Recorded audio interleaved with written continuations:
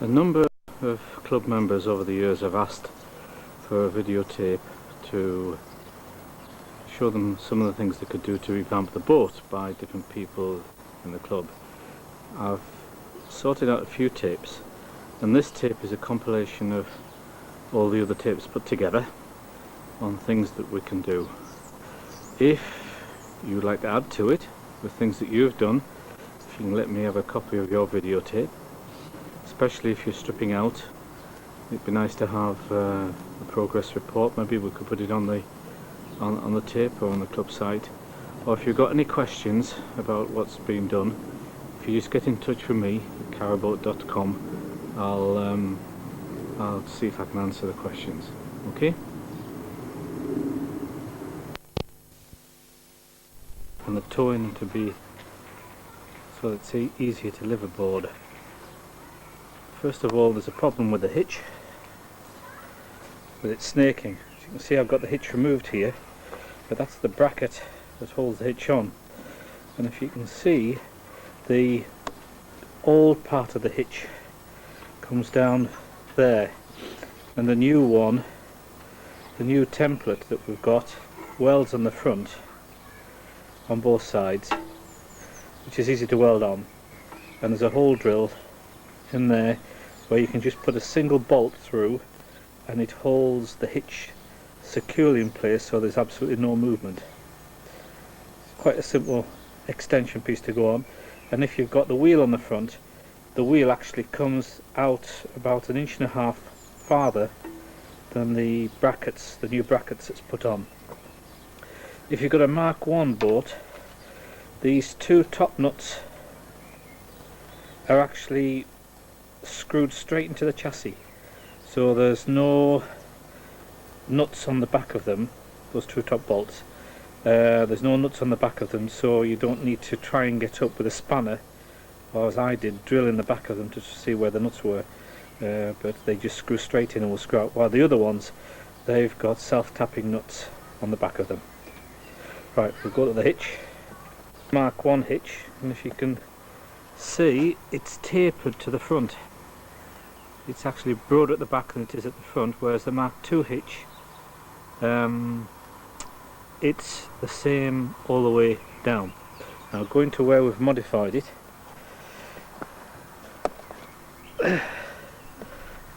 on the Mark 1, because it tapers, you have to put a little packing plate on here, but on the Mark 2 you don't need to do that.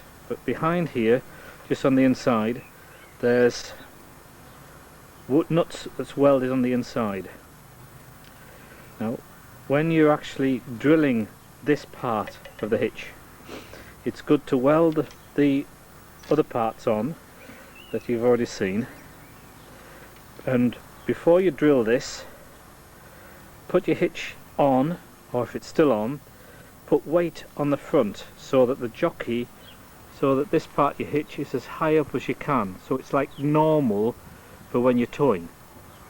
So put your jockey wheel down or put weight on that part, and those two, you'll take up any plate that you've got in those two bolts, then drill through the template and through this so that they're all aligned up, and then just weld your nut to the inside of there, which makes it very simple. Of just before you start off, you can just bolt it through with two bolts. It all becomes absolutely solid, there's no play at all, and it stops any snaking.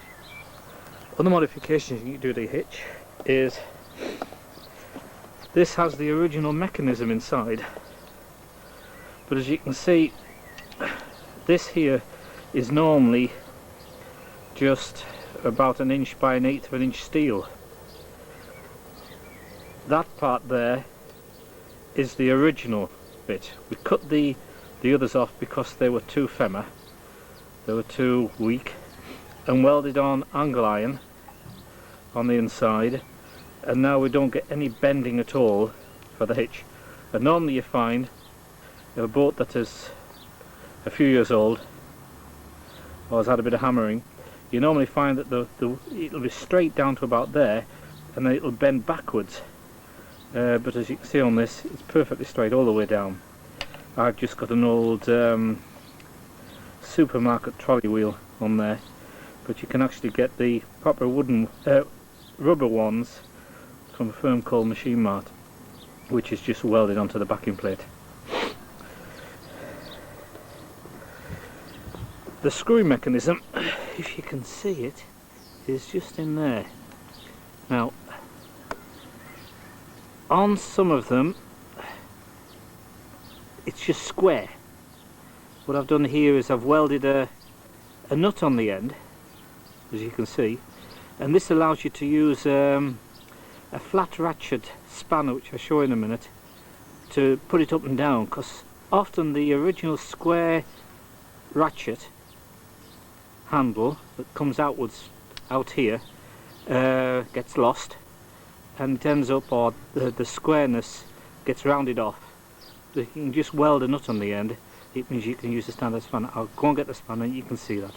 Right, this is the spanner. As you can see, you can buy these cheaply. I can't get hold of the end of the spanner. And of course, just to higher it and lower it is just a case of going backwards and forwards. They're just cheap spanners, but it means that you can use the old mechanism if you haven't got the original square spanner for it. The original mechanism is very good. I found it no bother at all. It gives you a view of the jockey wheel down. You can see there where the nuts have been welded on the inside. You can also see how we've modified that bar that's there, which again was very thin, and by putting we've welded just a little plate on the inside with a cut up the middle so that the wire can actually come through.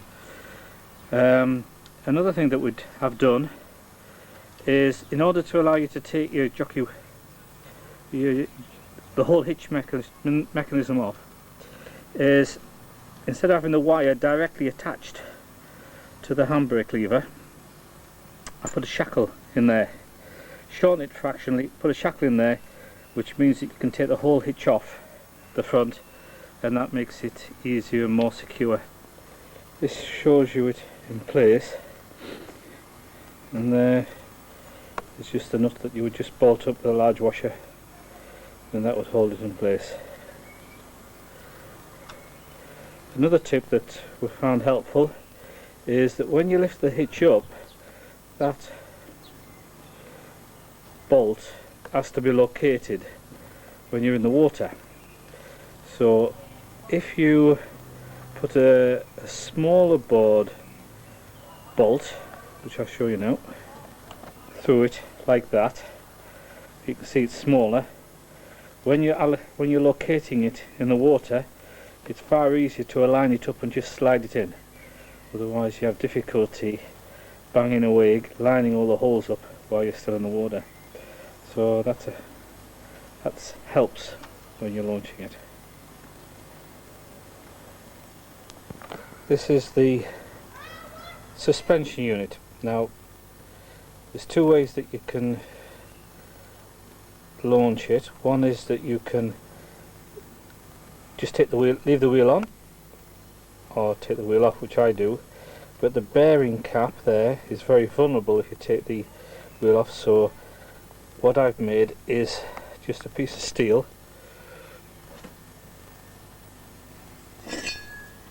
which slides over there like so, and protects it. Some who leave them in the water for quite some time unbolt it here and slide it off there, and then you don't leave your suspension unit in the water. But if you do that, you've got to find some way of keeping your rods up, otherwise your rods will dangle in the water. But I just leave the bearings on. I've had no bother. A tip that can be done is, if I pull this off, turn it round, you can see I fitted a grease nipple there. Now when you arrive at your launching site, you just allow your bearings to cool down a little bit, put a couple of squeezes of grease in there. It comes out to a tiny hole at the front, which I don't know, some have and some haven't. You can see that tiny hole, and the whole bearing is full of grease and stops the water from getting in. Now the thread on the grease nipples is a funny sized thread. It's a gas thread.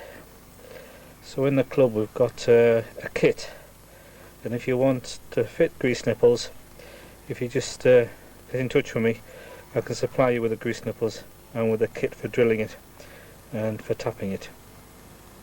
Just a point about the nut that you saw on the front suspension. If you make them 17mm, they're the same as your the little nut that is used for winding it up and down, so you can use the same spanner for all of it. And they'll also fit them. 17mm bolt nut will fit them. And a tip for that is, if you're going to make that easier to get out, the prop stands, is to cut 4 or 5 inches off the top, and it means that without jacking up the front of the boat, the prop shaft will just drop straight out, and it's easy to, if you don't want to have them when you're in the water, you can just drop them out and put them back in again. So if you've got 4 or 5 inches off the top, that helps. This is the business end. We'll put the engine on, and if you see there, just use U-section. If you're using a hardwood, you can use a smaller U-section, and they just through bolted on either side, which means that you know, it's a very simple way of attaching it to the back. But if you don't take it right down to the bottom but allow the water to come out the bottom, it just drains out normally. In fact, the water will actually travel along here and down into that well. So if you seal that in the bottom, or even if you have a one-way drain on it, it's normally always a little bit higher than the actual base. That will fill full of water and you'll have difficulty, well, it'll get all sludgy and horrible. But if you just leave the bottom, it's quite serviceable. Another way that I thought of doing this is, you see how the bolts go right the way through the wood? Instead of that, if you put the bolt on there, cut the head off so you make it into like a stud, and weld it onto the back plate. Not through bolt it right the way through, but just weld on the back plate. You could bolt that on, and it would allow this transom to lift up or down and allow you access in. And the only thing you need to do then is to weld a little bracket on the corner there and put a single bolt through, and that will keep your transom in place, and it would mean that you could use the step. As you can see here, I've put rubber over the back of mine, and that cuts down the vibration. On the inboard engine, you can see there's a hatchway there that was the vent hole for the inboard engine, where I've just put a plate on there. That shows you the mechanism for steering. As you can see, I made a mistake in the cutting of it. I cut it a bit too far in, and that made it difficult to lift the boat up.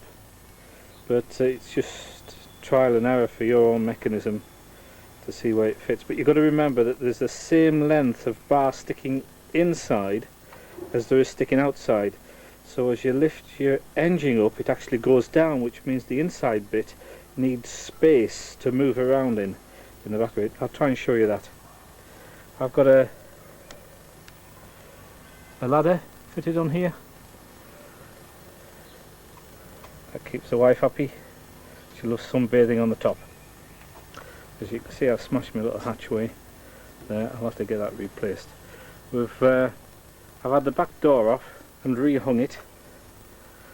What you find is behind that wooden board there, it's like just conti board which goes all mushy, and then the door drops at that corner, the corner there, and it means that it's difficult to open and close your door.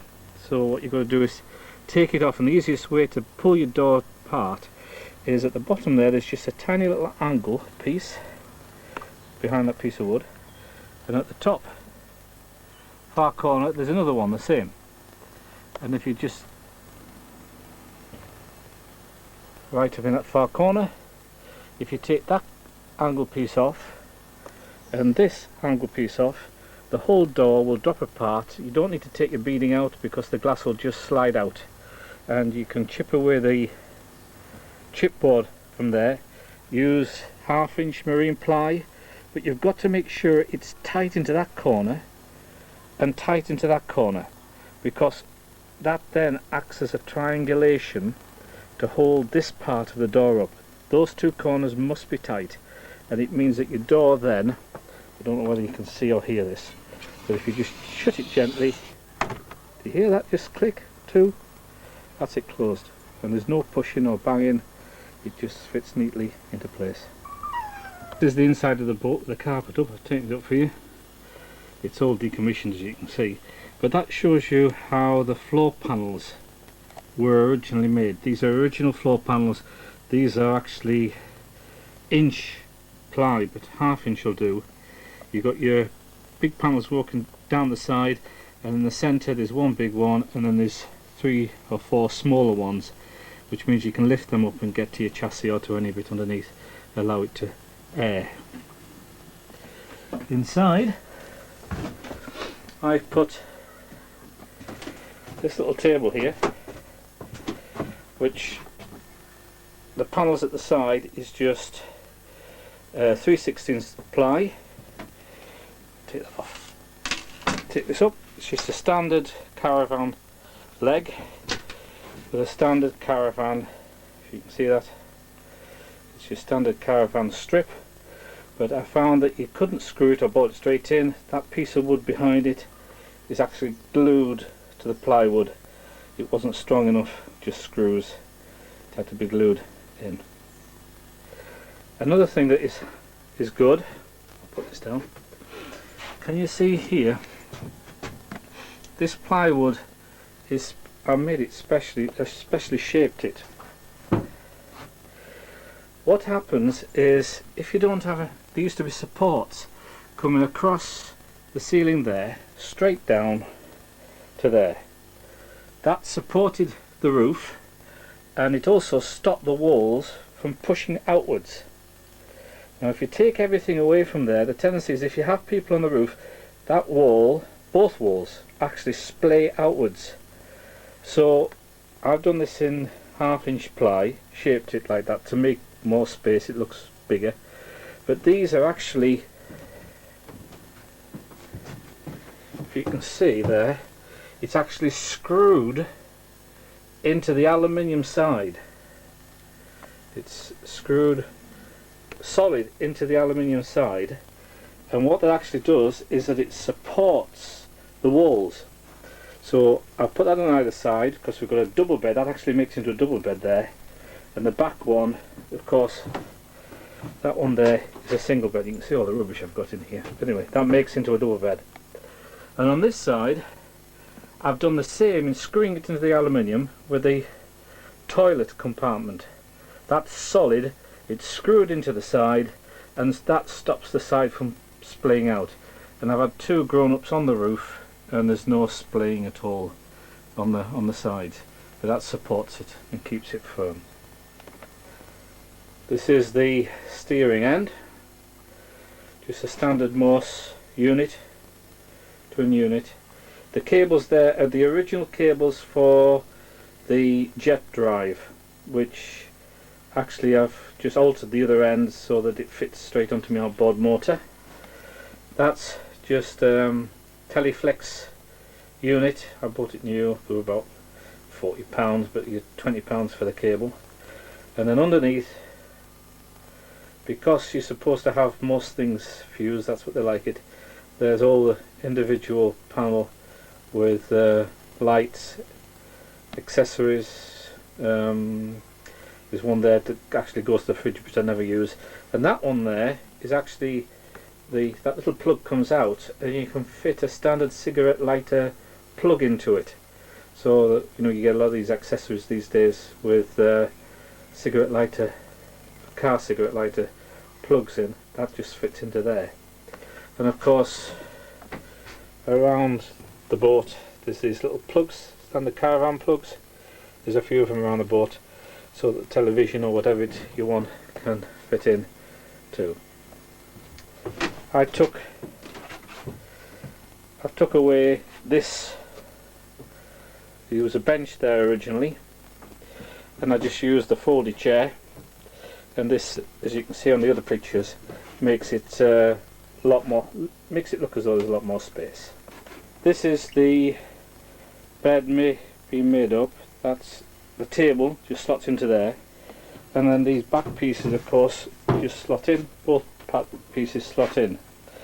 Now how to make it into a double bed is, behind here I've got another panel, and that lifts out, legs screw into here, so that's the other part of the double bed, and that clips onto the front of here. Can you see those? I don't know if you can see them, little studs sticking up there and there, and likewise on the other bit over there.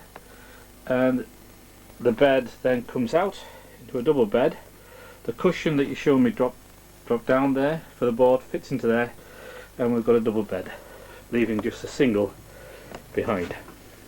This shows you how the parts are made, and it's just the style of the old-fashioned caravans really. The wood there is just inch by inch glued to the back of 3/16 ply. As you can see the joint there, it's just then screwed through, and it makes a very light panelling and support for your bed. This shows you the chassis. Now I've just got a piece of wood across it there just to support the floor, but what the chassis is, and that shows you that part, if you can just make out, it is along there, it's 2, 3 by 2 inch box sections. I have to see it better here. 2, 3 by 2 box sections welded together, both sides, bottom and top. Little windows are cut out there so that you can get your bolts in, and you can make any. That's not a very neat job, but that's how you can do it, just so you can bolt straight through. And in the centre section, that's your other chassis, your forward to back chassis. They all have that little plate that goes in between. Can you see the little plate that just runs through there? That's just like a spacer to allow it to get it in. But on this, I don't know whether you can see there, I've cut out another little window there, and I welded to the back of it, to the back of those bolts, I just welded 3 nuts, welded the window back in, and then I could actually bolted it up before I actually welded the nuts on, so you got them all in alignment, welded it back in when it was in the boat, and now you can just undo the 3 bolts, if you need to, undo those bolts, and the chassis will come out. It's exactly the same that on the other side. I can't show you that because it's underneath the sink unit, but that's just a simple way. At the very end there I put some capping on, so if it does get a little bit of water in, the water won't go in. I've sprayed that with under seal, or if you want to you can spray it with wax oil. If you have a wax oil kit, it has a tube that you can spray inside it, and that'll keep it for, well, you know, for as long as you want it. Should be no bother at all from then onwards. I don't know whether yours is like that, but it's just got cross members, 2x2 cross members, and behind the panelling it's just got 2x1 bits of wood that support the panel. This is the ablutions end, the smelly end. Just got a single sink in there. I'm going to put running water from a tap on there. I've left that held in. Actually, I don't know if you can see, it's just one tiny screw. A friend of mine comes fishing with me who's rather large, and I'm not exactly small, and when we're on our own we find it's a lot better just take the screw out and the actual sink will just come out. But the toilet is there. Now you might think, well, what's it on? Well, it's underneath there. I've actually got the compartment for the battery. There's the main battery switch. And you remember me mentioned to you that the arm for the steering actually has to move up and down. Now what I'll do is I'll take the toilet out and the actual base out, and you can see what it's like underneath. It seems a bit unusual, but I've actually got a sealed water tank underneath there. You may think it's not the right place to have it, but it works very well. We have no spillages from the toilet, and the water tank is completely sealed. Let's show you how our water tank is fitted. Here we are. That's where the cable goes through. That's our sealed water tank. We've got two, if you can see there, two pipes. One's the breather pipe, one's the filler pipe. It's just a standard central heating water tank that you can get from, I think it's poly tanks. You can get them from a plumber's merchant. The lid was sealed on, and I put a hatchway in for easy cleaning. The bottom pipe goes out of there to an electrical pump, and then that just you can use it. It's about 8-9 gallons of water, which is ample actually. It does very well. That's where the battery goes. You can still see there's some wood shavings there from when I've been working. But just to show you this, if I can get it to focus, if you can see that, that actually, oh, I can't move it, but that actually goes up and down and round as you lift your outboard motor up. The other end goes down, that comes up, so you must have a little space here to allow that movement, and I've done that by just it was because of that actually, because I had to have that space, that I decided to put the toilet on a plinth. And when I put it on a plinth I thought, well, why not use the space underneath? And I decided to put the battery there, and then I thought, well, if I had a complete sealed tank I could have a water tank there as well, all in this small area. And the advantage also is that if your toilet's very low in a small compartment, it's very difficult to get off and on. But if your toilet is higher, it actually is very easy. And what I did was I made this bit here come out a bit, so once you're on, you can actually, it's strong enough, you can actually put your feet on there, so it's just like a normal height.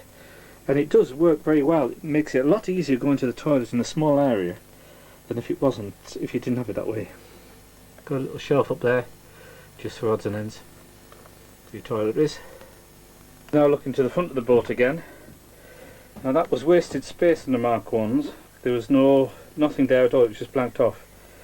But I've put a little shelf unit in there, and actually we put all the heavy things such as tins and heavy food goes into that little drawer unit at the front. This gives you an idea of what the doors look like.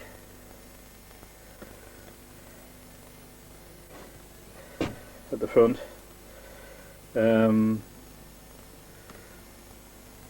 I'll take a video on the outside, Calvin, and you'll be able to see what the doors are like on the outside. Might give the other person an idea when you're making one up.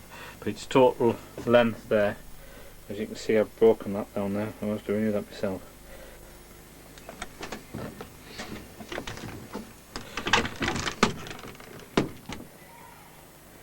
On the Mark 1 boats, the plugs are at the front there. So what I've done is, if you've got your boat leaning backwards, as I have because I've got a drain plug at the back, I've put another plug there. On the Mark 1 boats, unfortunately, this floor area is a couple of inches lower than in a Mark 2, which means if you've got a lot of people at the front, water tends to come up the little pipe, and you'll have 1/4 inch of water in the floor here. So what I've done is, I don't know if you can see that, I've got a standard plug. That's just a standard bilge drain for the back, maybe a plastismo screw-in plug, and if it's fine, if it's not raining at all,